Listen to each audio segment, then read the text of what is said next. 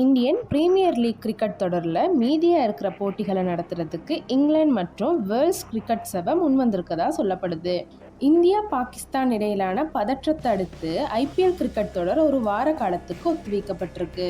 குறிப்பாக play off போட்டிகளோட 16 போட்டிகள் இப்படி இடைநிறுத்தப்பட்டிருக்கு.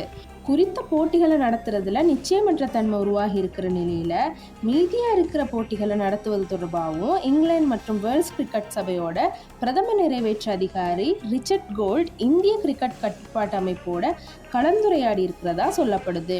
ஒரு வார காலத்துக்கு பின்னால இந்தியாவில் மீதி ஐபிஎல் போட்டிகளை நடத்த முடியாட்டி இந்த ஆண்டோட பிற்பகுதியில் குறித்த போட்டிகளை தங்களால் நடத்த முடியும்னு ரிச்சர்ட் கோல்ட் பரிந்துரை முன் வச்சிருக்கதா செய்தி வெளியாகி இருக்குது.